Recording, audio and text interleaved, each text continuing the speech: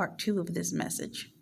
And, well, where we left off, I was saying, what would you do in that situation? Elijah was at a point, he was exhausted, he was tired, he had been through. But let's look at the juxtaposition right here.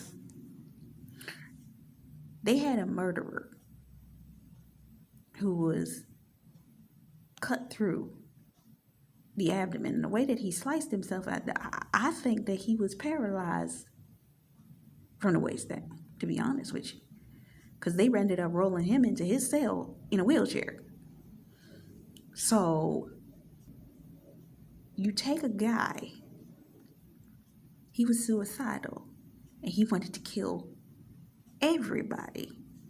So instead of doing it at his own hands, remember back when I did the word false evidence appearing real? What the enemy will always do to you is that he will convince you that it's okay as long as it's not your hands that did it. The blood ain't on your hands. You didn't do it.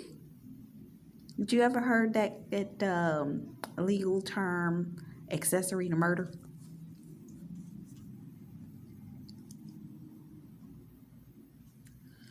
So this is what a lot of y'all like to counterfeit.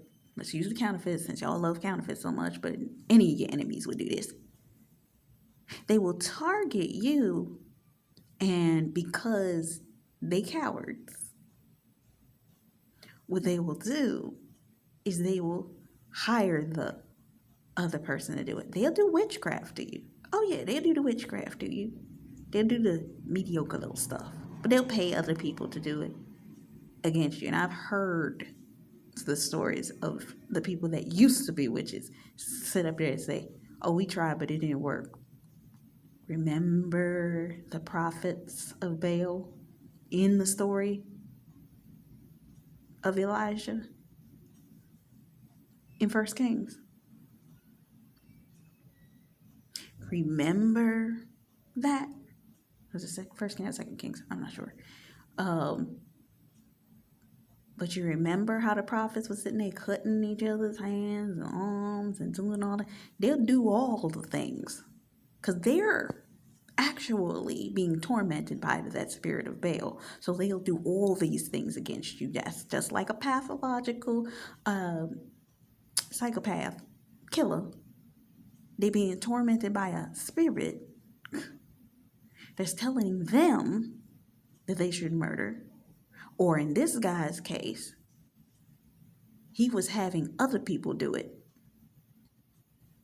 He just kept the site running and observed. He liked watching. For those of you that have monitoring spirits.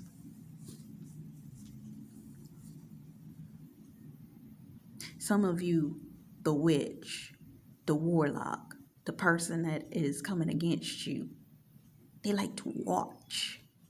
They like to observe. They like to hear. They like to know what's going on. But they're not going to get their hands dirty because that would take them too close to the situation. But they'll hire people to come against you. But this person, remember, suicidal, homicidal, homicidal, suicidal.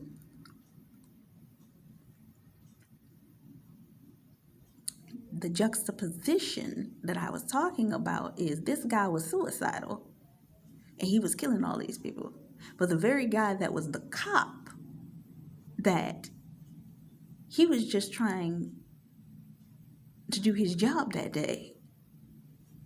And he was talking about, I'm going to go on vacation. He now was in a state of, take me out of here. See how that worked? And the other guy, he still was suicidal. The only reason is he knew that for the case, that guy needed to stay alive in order to shut the website down. If he died, that website would continue to operate, and thereby they would have had multiple more murders on that case.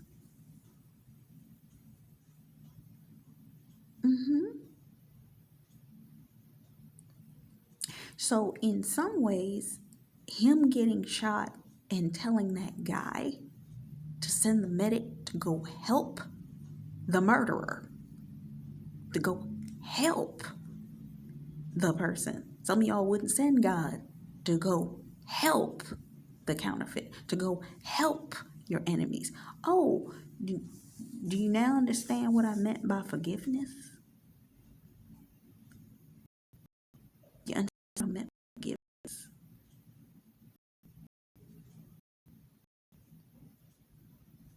Let me tell you a quick little short story. My pastor, his wife, when she was a young child, she was assaulted sexually. In the past few years, the guy that did it reached out to her. He's now, I don't know whether he's married or what have you, but he was in a predicament. And with being in this predicament, he needed help. And he needed to go to her for the help. And I've heard other Christian ministers say this. Person come to you that did you that dirty, that wrong. Be like, oh, I know that's the devil that done sent this person. I know that's the devil that done sent this person. Ain't no way God sent this person after what they did to me. Ain't no way. Looking for help? Tell the truth and shame the devil. She was assaulted by this person, and they came to her looking for help.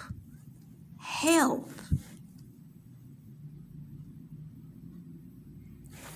I was listening to Tiffany Montgomery. God lines these things up. And she was talking about forgiveness. If you still got a part in yourself that's got, it stabs you in the gut when you think of a person. It messes with you internally when you think of a person that did you wrong. They cheated, they lied, they stole, they counterfeited, did all this kind of witchcraft towards you and your God-ordained spouse. The people that have verbally and bitterly attacked you. At the mention of their name, you get irritated. Going back to the other part of this word, when the guy got shot in the neck, some of y'all wouldn't have sent the medic to go help the other person. Oh, they done did all this to me. They done did this to me. Why am I going to send them help? Some of y'all wouldn't have prayed for that person that did you wrong, did your spouse wrong. What you mean pray for them? What you mean forgive them? What you talking about? God, I know I heard you wrong when you said that. Did you see what they did to me? Did you see what they did? This person committed heinous crimes against people. But he allowed that person to survive for the greater good of the situation. It was a greater good scenario. And now he's laying in the bed. And in this moment, he's thinking to himself, take me up out of here, Elisha. Take me up, Lord. Take me up, Lord. Let me make it a little bit realer for you. You remember the story of the man by the pool of Bethesda who was lame in his legs for 38 years? This cop that had gotten shot and was now paralyzed, he might have been about 38. Can you imagine him living for another 38 years without the ability to move his neck or the rest of his body. Let me make it a little bit deeper for you. You were at the door to your promised land. You have felt like you are stagnated, that you can't go in. You're watching everybody else go in, man, at the pool of Bethesda. You done seeing everybody. Oh, they got their marriage. Oh, they got their this. Oh, they got their business. Oh, they got their this. I've been sitting here this whole time. I've been doing the work. Why is it I ain't got it yet? I'm seeing them walk past me. Jesus comes up. Do you want to be healed? Some of you, wouldn't wait for the healing. Elijah, come take me out here. I don't want to be here no more. Nah, I ain't. His partner was literally saying, there's ways you could wait. There could be some physical therapy. You may be able to regain a certain amount of... Nah, take me out of here. Nah, take me out of here. But what if, wait, I prayed for that person. I allowed them to survive. But this is my sentence. I don't get to go into the promised land. Let me put it to you this way. Okay, let me put it to you this way. To those of you that have been hearing these words from other Christians. What if your God-ordained spouse doesn't choose you? And he chooses them instead. You've been paralyzed on the outside of your promise all this time, but what if your God-ordained spouse didn't choose you? He chose to stay with the counterfeit. Because some people are saying that. Are you going to be okay if he chose in his own permissive will to not choose you and he goes into marriage with that person? After all you prayed, all you fasted, all you did, could you forgive him? After all you did pray for her, right?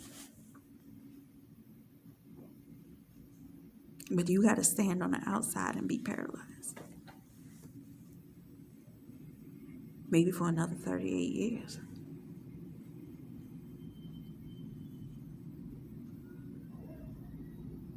Can you forgive them for that? Can you?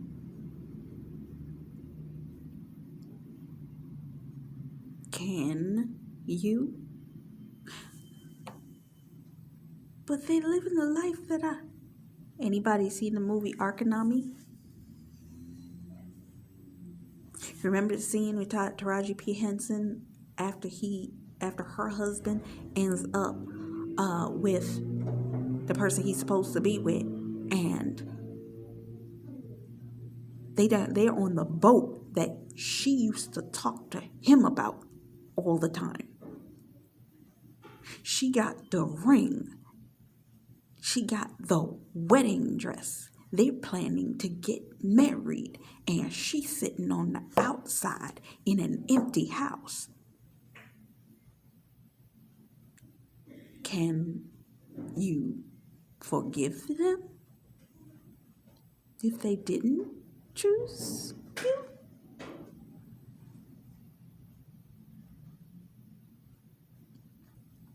Would you pray prayers of positivity in their direction if they didn't? Because maybe sometimes, in some cases, that might be a test. Because I look at this young woman, Prophet Parham, her whole husband left her marriage. They got a divorce. He went and married somebody else. Stayed in their marriage for a few years. He back with her now. But could you watch, knowing that that's your promise?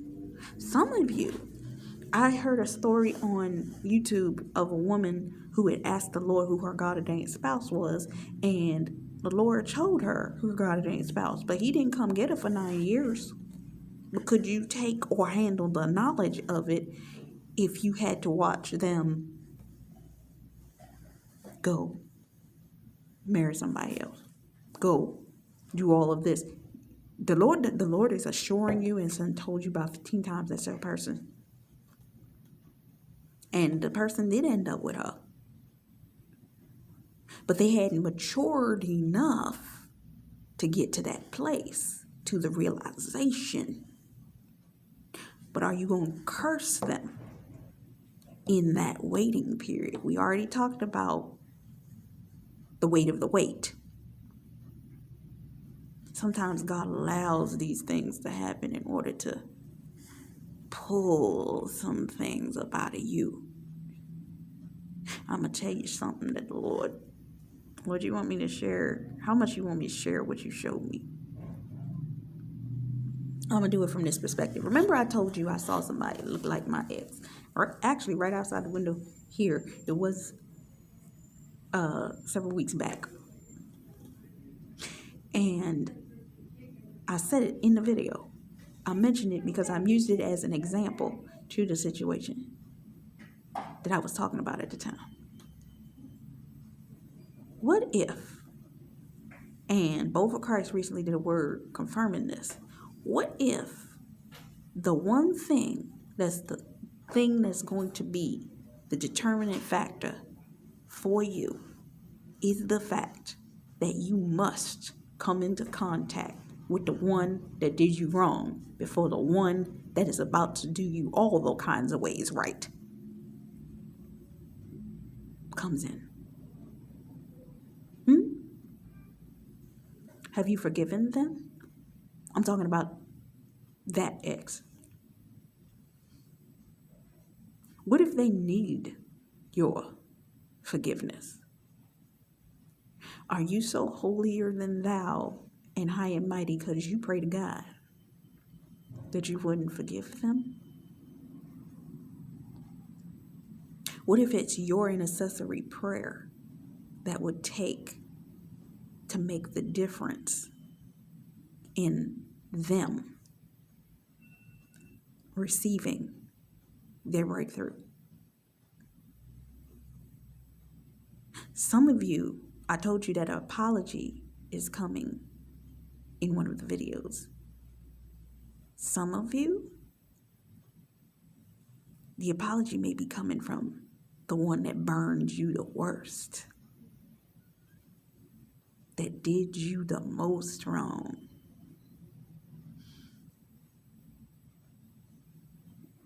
The one that spat in your face and all you wanted to do was love on them. You got to forgive that person. And you got to release them.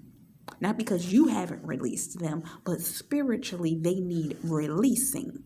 So they must apologize and so on and so forth. But are you so holier than thou that you wouldn't be willing to forgive them? Because guess what? The release of what you're asking for is in the balance of that forgiveness. You're standing on the outside of the promised land. Would you be willing?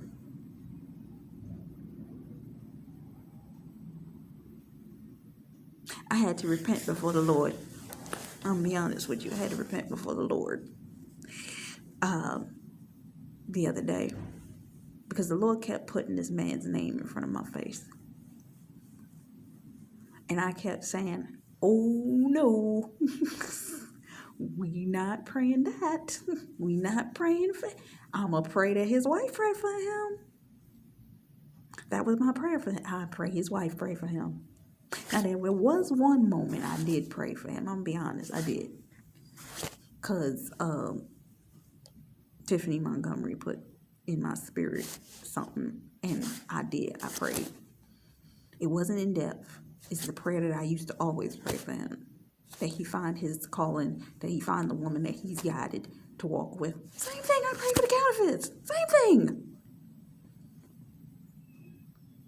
No different up in that.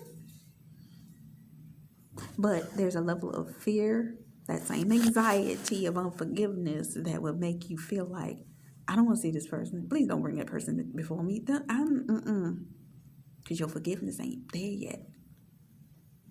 But what if you gotta see that person? Because you have to spiritually release them. Because it's not that you're connected, it's that there's a spirit connected to you that they need broken. Could you do it? Getting back to what I was saying, would you send a medic for them? This person is going through it. Would you send a lifeline for them? Remember, you paralyzed. You standing at the gate of your promise. You sending a lifeline for them could be the differentiation between you getting it or not.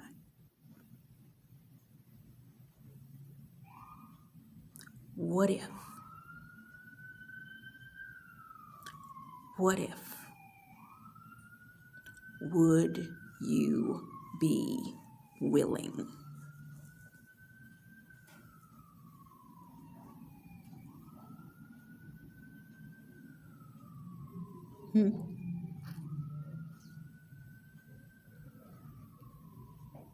So the way the episode ended up ending is the young man's father came in to visit him. His partner said, it's all right. You're going to be okay. But the young man's father, after the partner refused to do it, the father came in. Later that evening, at a weird juxtaposition, at the moment in which the clearance came that he was the young man that had the website up, when he was taking the time to shut it down, this man was dying at the exact same time. I'm going to take this moment and insert this here. Some of your God-ordained spouses' counterfeits are either at this time coming to themselves and realizing that they need to come to God. And they shutting down spiritually all that they were sending at you because they've come to the realization it's a wrap. It's no point in continuing to come after you no more. Because some of them have seen the light of God. It's like nothing that I did is gonna work. I remember in one of the episodes of my show when you had the God-ordained spouse character, I call him. The wife, I call her. And then there was the other woman, which is the one that desperately desired to be in their relationship. She wanted to be the third wheel. She wanted to steal him because their love was so, she wanted him so bad. She went through all this kind of stuff. And matter of factually, the guy did, when the God-ordained spouse and the kingdom wife separated, she was dating somebody else. That woman done went and slept with that guy. So the kingdom wife already mad. So she go, meaning the counterfeit go, to the kingdom spouse, the man. Causes all kinds of trouble. But he hugs her and tells her, I forgive you, I forgive you, I forgive you. And she cries, has herself a moment. Some of y'all wouldn't save the person's life just so that they could have that moment. To come into effect, into the moment where they come to God. Because some of you, in the amount of rage that person had brought your life, all the stuff that was done to you, you wouldn't do it. Some of you wouldn't do it. Your maturity as a Christian hasn't gotten you there yet. And for some of you, that's the reason why you're still standing on the outside, looking in. This guy ends up dying while the other guy's shutting the website down. because he was walking in his Elijah moment. Because you saw the man's father walk through the hallway, but the father didn't look upset. And I believe the father didn't look upset as the partners and everybody else did, because he knew Elijah. Go pour your spirit on Jehu and the other two prophets. I'm going to take you up.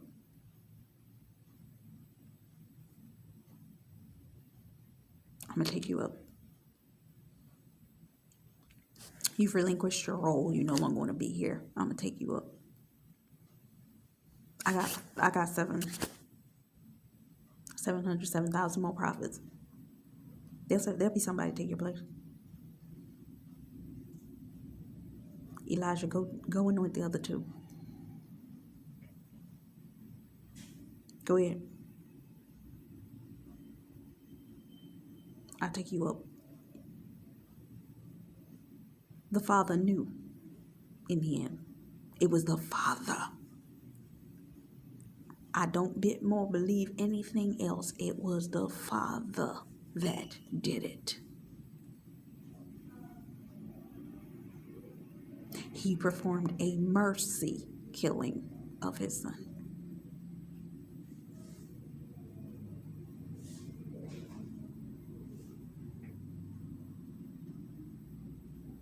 What if it meant that you didn't get to see the promise? Moses. You was going to die on the outside of the promised land. But the counterfeit, but the other person, but that person got to see it. That person actually ended up coming to God due to your sacrifice.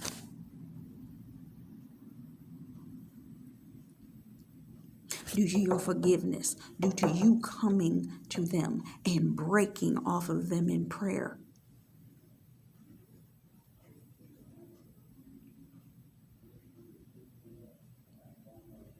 Would you be willing? Would you be willing? Would you be willing? God is ending your suffering. But you still don't get to see it. But you had the opportunity to end theirs. Because God was going to get them for your sacrifice.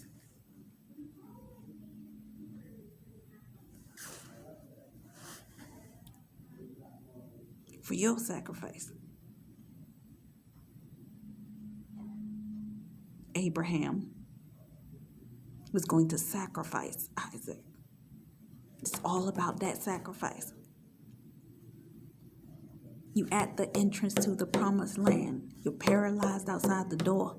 You got to do this one thing, and this one thing for this other person, which you, in your human carnality, may feel like they may not deserve. But in your spiritual maturity, could you do it?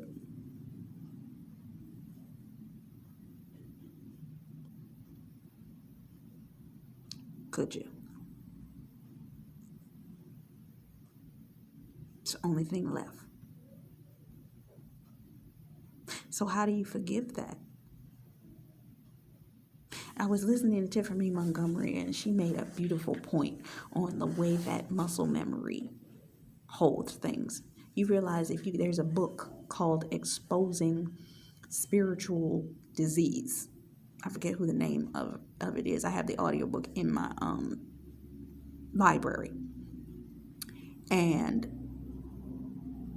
some of the things that go on inside of our body is because you got resentment, you got all this kind of stuff. Resentment comes into your chest.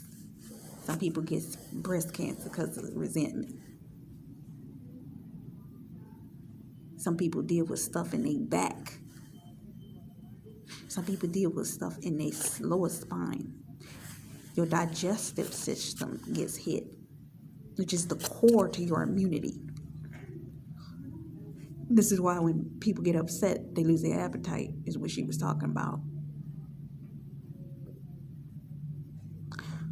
So could you pray for forgiveness of that person, whoever that person is? Some of y'all, there's been a person in your thought process ever since I've been talking. Could you pray for that person? There was some people that done did me so ugly. So ugly. So ugly.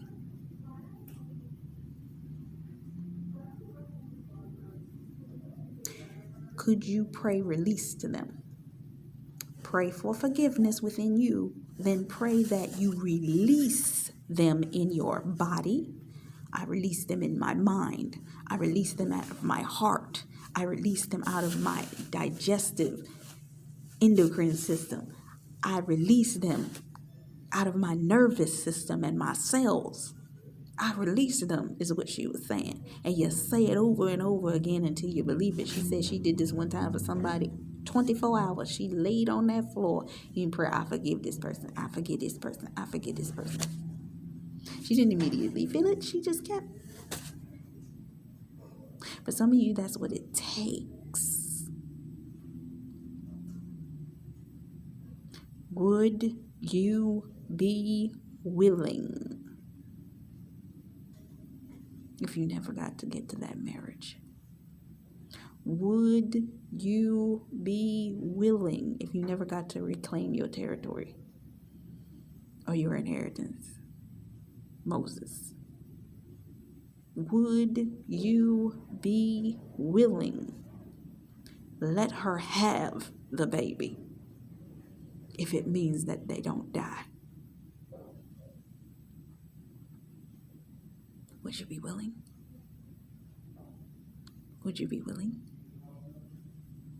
Maybe you need to sit and have that prayer moment. I remember, I'm going to leave this. This is going to be my last point. I ain't got much time left on this video. I went to a business event. It was a financial business event. And they had us do on the second day of the business event. No, it was the third day. It was the last day. They had us do something where we were emotionally releasing these things. They said, think of the person and touch the part of you that is being affected. Release.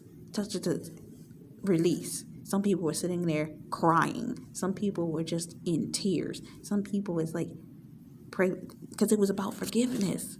And the guy that was proctoring that was an actual Christian. He had studied Hebrew and Greek and all that kind of stuff. And I only went to that business event twice. And the 2 times I went, he was there. Later that day, I had a bawl, meaning I literally bawled crying about something. And the Lord sent 2 people to witness to me that day in relation to that, to what came out of that experience.